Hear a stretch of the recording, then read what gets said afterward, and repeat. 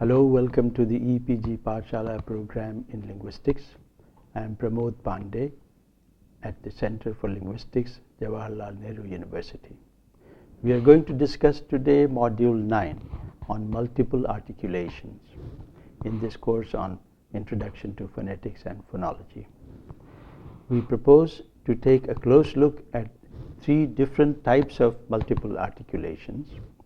We call them secondary articulation, double articulation, and co-articulation. At the end, we are going to discuss a new approach to phonetic analysis known as parametric approach to phonetic analysis. Let us begin. Take a look at the speech organs once again. On figure 9.1, you have the various places of articulations listed on the right, and on the left on this diagram we have the different speech organs being mentioned, specified. So, for example, we have looked at the root, the epiglottis, the different parts of the tongue, back, center, front, the blade, the soft palate, the uvula, the hard palate, the upper lip and the lower lip, etc. Now, the use of these speech organs is for producing all speech sounds. What we have done so far is to look at primary articulations. That means that these speech articulators, one of them active and the other passive, come together to produce a speech sound. The articulation is thus called primary articulation. In addition to primary articulation, we also produce sounds which have a slight modification in the primary articulation. Multiple articulations refers to these modification types in primary articulation, which are three in number as we mentioned. We have secondary articulation, double articulation, and co-articulation as three main types of multiple articulations. Let us start with secondary articulation first. A secondary articulation has a more open construction than primary articulation. There are four main types of secondary articulation that we are going to consider here, namely labialization, valorization, pharyngealization, and palatalization.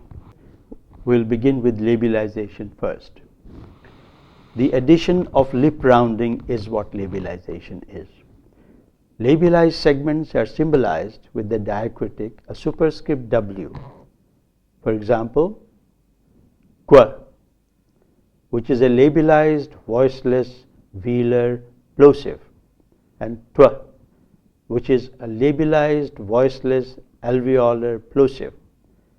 Most languages have secondary articulation as a contextual phenomenon, but some languages can make use of labialization for contrastive sounds. The Tibeto-Burman language Kheza, being spoken in Nagaland, has contrastive labialized consonants. So labialization is both a secondary articulation and can be a co-articulation. It is a secondary articulation when it is used to contrast sounds which are not labialized, and it is considered to be a co-articulation when it emerges on account of contextual assimilation. The second secondary articulation type is palatalization. Palatalization is the additional raising of the front of the tongue that is perceived like the palatal approximant y. It is represented as a superscript y, for example, by, palatalized voice bilabial plosive, and k, palatalized aspirated voiceless velar plosive. Palatalization may be purely co-articulatory for consonants before a front vowel. There are many languages in which consonants are palatalized before the front vowels e and a, or one of them. Kashmiri is a language which is known for strong palatalization. Language such as Russian has both contrastive and contextual palatalization. Now to the third type of secondary articulation, namely velarization. Velarization is the simultaneous raising of the back of the tongue when producing a sound with another primary articulation. The diacritic mark for velarization is, as you see on the screen, as a superscript. This is added following the primary articulation, like palatalization and labialization. Thus,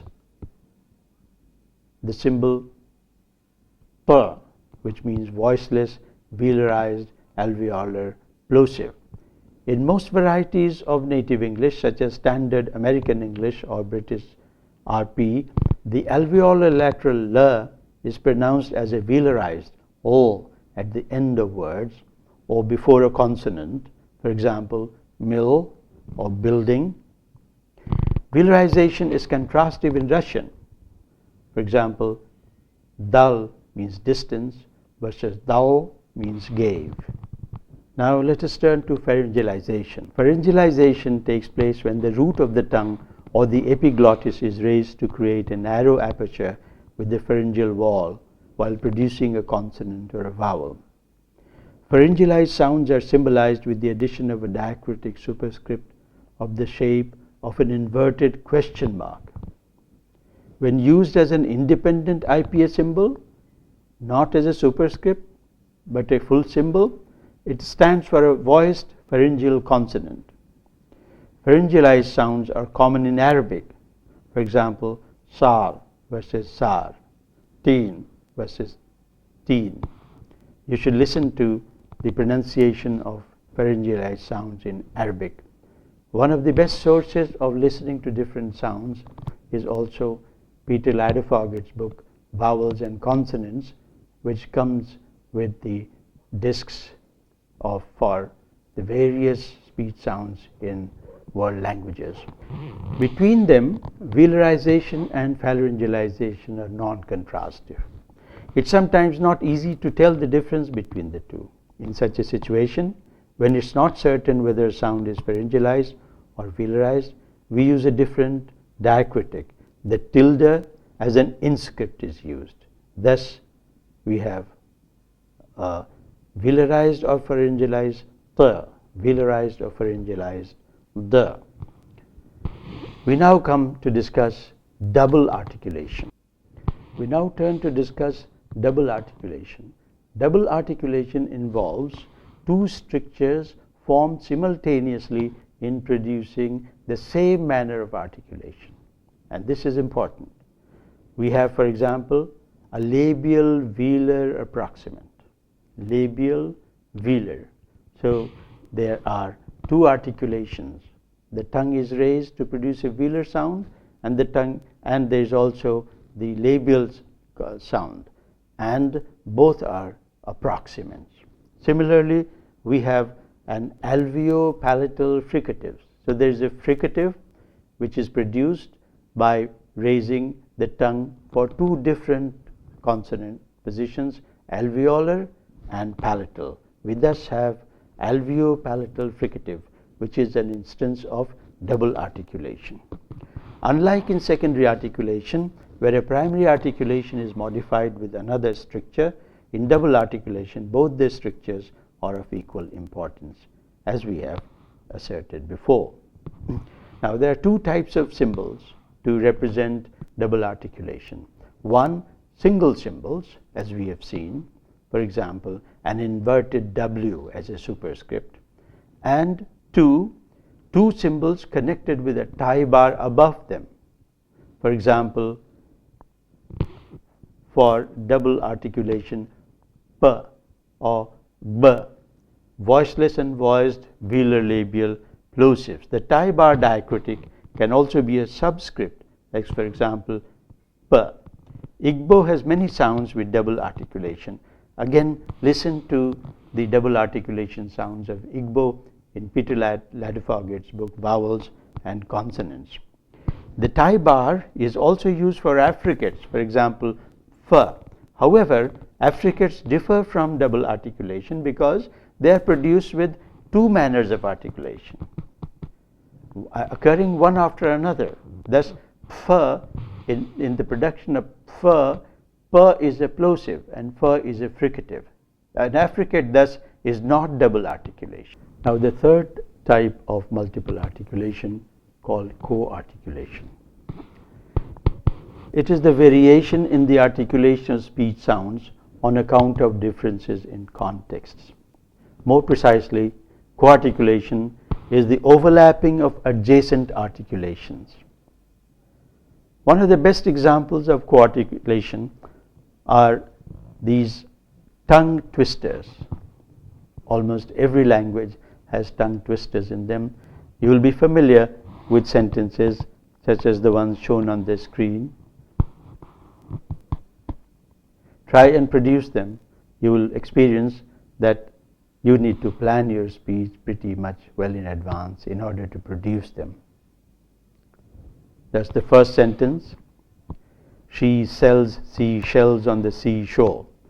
Doesn't look like a spontaneous sentence. You have to pause and you have to take care to see that the s and the sh sounds do not overlap and are not exchanged in production. Okay, the second sentence.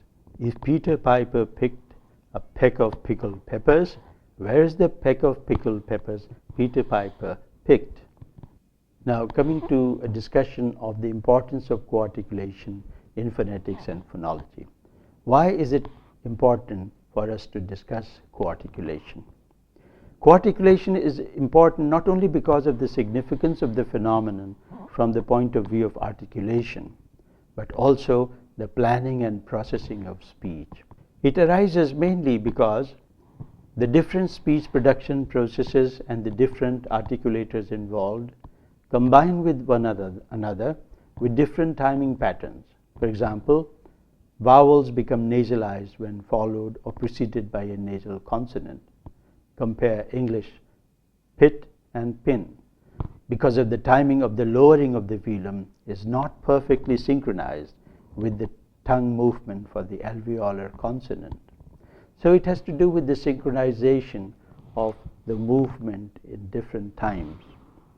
Watch the following video for the variation in the pronunciation of L in English. Here you will find the different types of L being produced in English, and you will have a good example of the production of velarized L in English, about which we spoke a few moments ago. Watch the video. Hi, this is Cassie with Complete Speech. As you may already know, connected speech is very different than individual speech sounds, or phonemes, are when they're said in isolation. That's because each sound in a word is affected by the sounds that come before and after. This is called co-articulation. In previous videos, we've looked at how the Smart Palette clearly shows sounds in isolation, but the Smart Palette can also be used to see sounds in syllables, words, and even sentences. Today I'd like to show you how co-articulation looks when using the Smart Palette. Phonemes will look different based on their position in the word, whether they're initial, medial, or final. We tend to undershoot sounds, or not make them completely, during connected speech. The actual position doesn't change, but the closure or tongue-to-palate contact might not be as complete as during isolated production. Let me show you how this looks with my Smart Palette in. We're going to look at the phoneme L in the initial, medial, and final positions. I'll make a recording so we can study the L sound frame by frame. Ladybug, Jello, school. Now we can scroll through the recording and take a look at the initial, medial, and final positions. We'll look at ladybug first, with L in the initial. You can see here my tongue begins to prep for the sound before actually voicing it. I'm touching the alveolar ridge and allowing air through the sides. I do actually have a little bit more tongue-to-palate contact here because I am prepping for the next sound, A, but there's no contact in the back.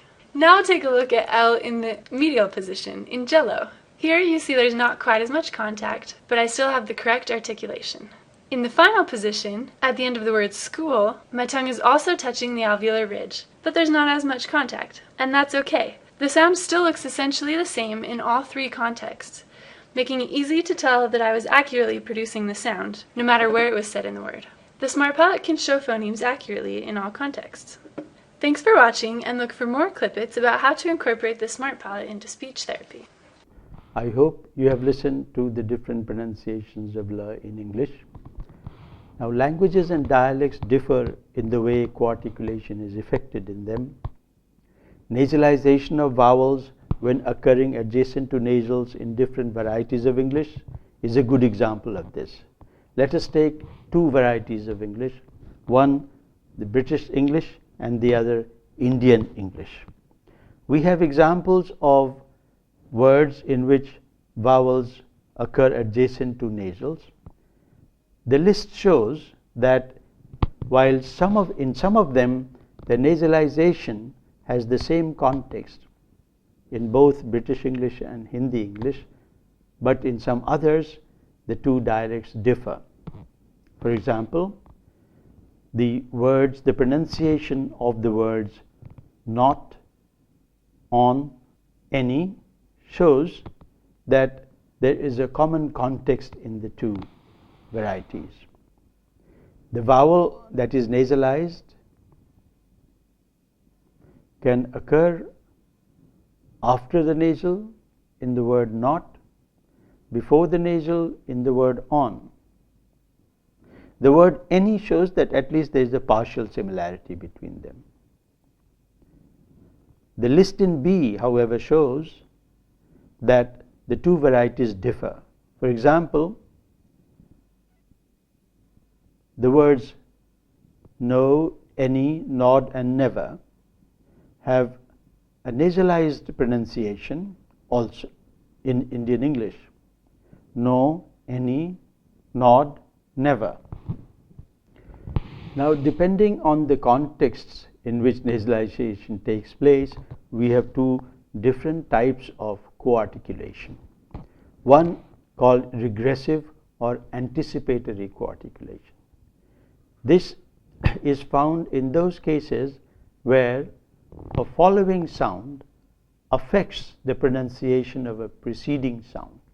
This is called regressive or anticipatory co-articulation. As opposed to this, you have progressive or perseverative co-articulation.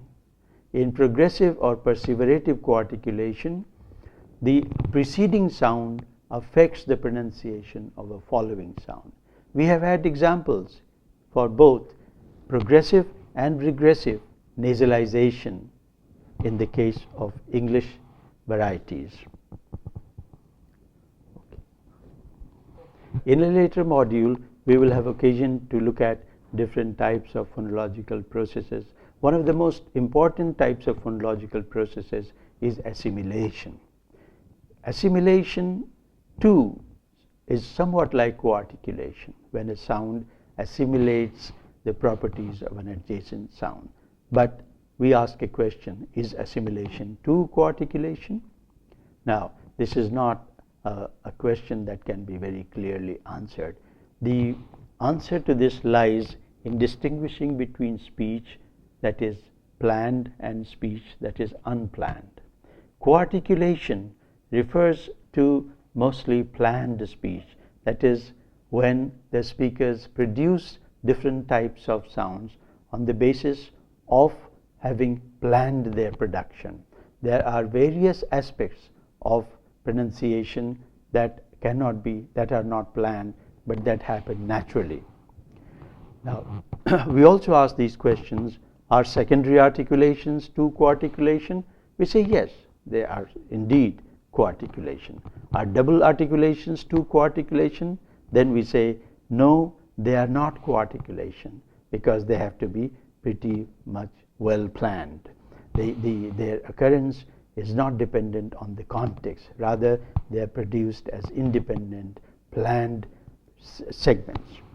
The study of the issue of planning in speech may unravel many of the mysteries of speech production.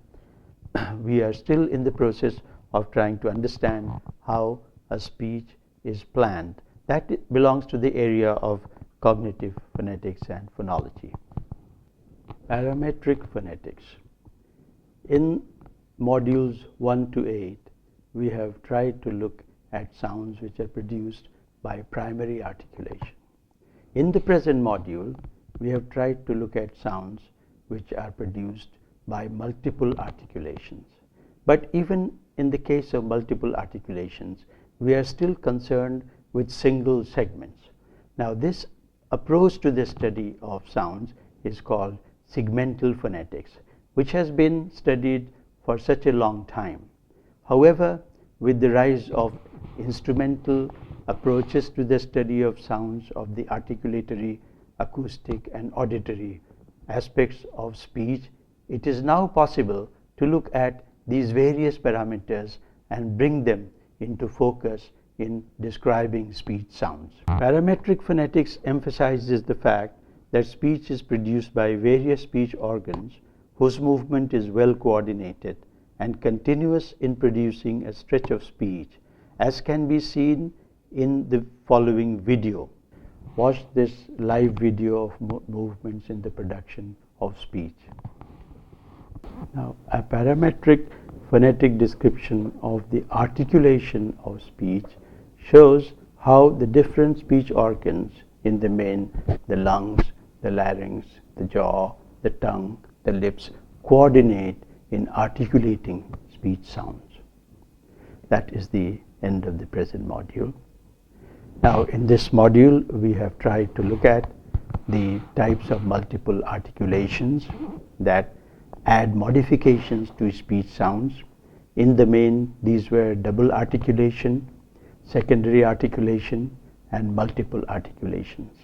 In the end, we pointed out that there is an addition to the approach to the study of phonetics called parametric phonetics, which looks at the coordination of various articulationary, auditory, acoustic phenomena.